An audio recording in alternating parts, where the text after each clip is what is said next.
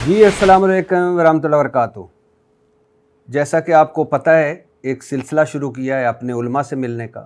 میں انجینئر محمد علی مرزا صاحب سے ملا، میں مولانا طارق جمیل صاحب سے ملا، آج کراچی میں ہوں، اور آج میں ہوں مولانا طارق مسعود صاحب کے ساتھ، مفتی طارق مسعود صاحب کے ساتھ۔ کیوں مل رہا ہوں یہ میں آپ کو بتا چکا ہوں کہ ہمارا اللہ سچا اللہ، ایک اللہ، ہمارا رسول آخری انسان تک کے رسول، ہماری جان قربان، ہمارا قرآن سچی کتاب، آخری انسان تک کی کتاب، لیکن ہم زوال پذیر ہیں۔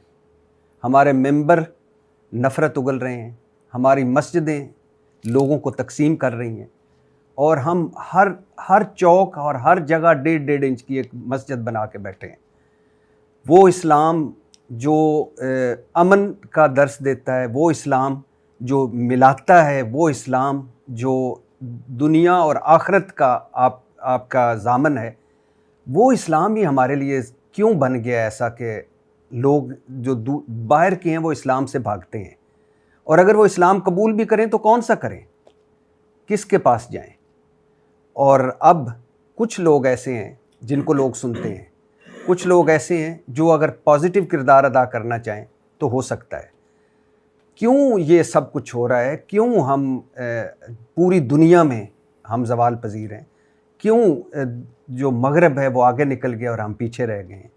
کیوں ہماری مسجدوں کے جو نمازی ہیں مسجدیں بھری ہوتی ہیں، لیکن باہر دیکھیں، یعنی اگر اس کو آسان لفظوں میں کہیں تو ہم اللہ کو تو مانتے ہیں، اللہ کی نہیں مانتے۔ ہم رسول اللہ صلی اللہ علیہ وسلم سے محبت تو کرتے ہیں مگر ان کی سنتوں پر عمل نہیں کرتے۔ ہم نے قرآن اور نماز، حتیٰ کہ نماز جو 5 وقت پڑھتے ہیں، اس کا بھی زیادہ تر لوگوں کو نہیں پتہ ہوتا کہ یہ کیا پڑھ کیا رہے ہیں، بس پڑھی جا رہے ہیں اور کری جا رہے ہیں، اور ہماری زندگیوں میں برکتیں نہیں رہی۔ تو اسی سلسلے میں آج میں ہوں مولانا طارق مسعود صاحب، مفتی طارق مسعود صاحب کے ساتھ۔ ان سے پوچھوں گا، بہت سارے سوالات ہیں میرے ذہن میں، ان کو میں بہت سنا، انجینئر صاحب کو سنا، مولانا طارق جمیل صاحب کو سنا، اور لوگوں کو جو ہمارے قابل عزت علماء ہیں ان کو بھی سنتے ہیں۔ تو آج وہ سارے سوالات جو آپ بھی پوچھنا چاہتے ہیں وہ آج ان کے سامنے میں رکھوں گا۔ بہت شکریہ سر۔ اور کراچی میں آپ کی درس کی طرح ہی گرمی ہے، حالانکہ اسلام آباد میں ہلکی ہلکی سردی ٹھنڈا ہوتا ہے، نہیں کافی گرمی ہوتی ہے۔ اچھا سر، ایک تاثر ہے کہ آپ نے مذہب کو مذاق بنا دیا ہے، لطیفوں والا دین بنا دیا ہے۔ آپ اکثر غیر معتاد گفتگو کرتے ہیں، اور یہ سب کچھ کرتے ہیں نام کے لیے، پیسوں کے لیے، اور اپنی مشہوری کے لیے، مطلب ذاتی تشہیر کے لیے۔ اور ایک مولانا صاحب کو میں سن رہا تھا تو وہ کہہ رہے تھے شغلی مولوی، تو آپ کو شغلی مولوی کہا جاتا ہے، صحیح۔ کیوں؟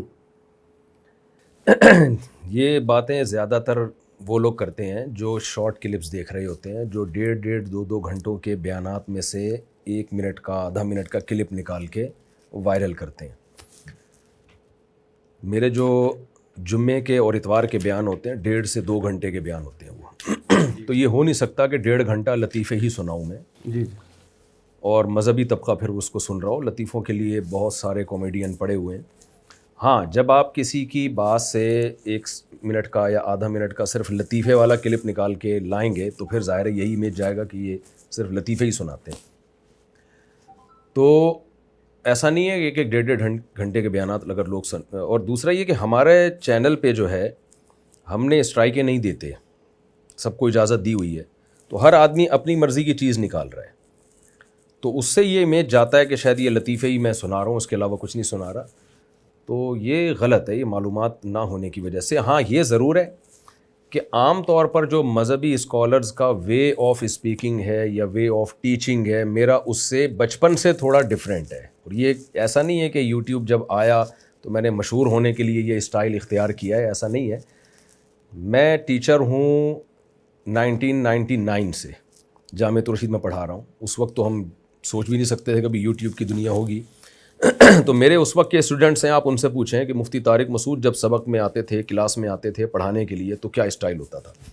اس وقت ہمارا یہی اسٹائل تھا، ہنساتے بھی تھے، گپ شپ بھی لگتی تھی، اور طلبہ انجوائے کرتے تھے، لیکن سبق بھی پڑھاتے تھے، اپنا سلیبس بھی کمپلیٹ کرواتا تھا میں۔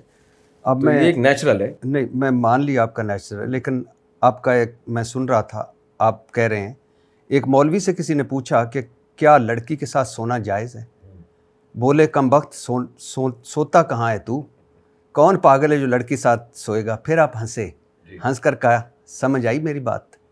تو اب ایک مولانا مفتی لڑکی کے ساتھ سوئے، کم وقت سوتا کہاں ہے؟ نہیں، مولانا مفتی نہیں سو رہا، وہ مولانا مفتی ڈانٹ رہا ہے کہ کوئی شخص مولانا سے پوچھ رہا ہے کہ لڑکی کے ساتھ سونا جائز ہے، تو مولانا کہتے ہیں تم سوتے کہاں ہو؟ یعنی اس زومانی جملے کا آپ کو پتہ ہے کہ اس کا کیا ہے؟ کہ مطلب تم جاگتے ہو تو لڑکی کے ساتھ کیا؟ ہاں، تو مطلب یہی ہے نا کہ تم گھننے بن کے سوال گھما رہے ہو، تو اصل میں تم پوچھنا تمہیں یہ چاہیے کہ ہم لڑکی کے ساتھ غلط حرکتیں کرتے ہیں تو یہ جائز ہے یا نہیں، تو گھننے بن کے تم سوال گھما رہے ہو کہ ہم سوتے ہیں۔ تو کتنا اچھا ہوتا اگر یہ سوال آپ پرچی اٹھاتے ادھر رکھ دیتے۔ نہیں، اس میں کیا ہے، اگر میں نے پرچی اٹھا کے نہیں رکھی اور میں نے یہ ریکارڈ کروا دیا تو آپ کو لگتا ہے اس میں کچھ نہیں؟ میرا خیال ہے کچھ نہیں۔ اچھا اگلا سنیے۔ ایک شخص مرنے لگا، بولا بیگم بستر مرگ پر ہوں، میرے دل میں ایک سوال ہے، ایک خلش ہے، 10 بچے ایک جیسے ہیں، یہ 11واں مختلف ہے، یہ کس کا ہے؟ بیوی بولی سچ بتاؤں؟ شوہر بولا ہاں بتاؤ۔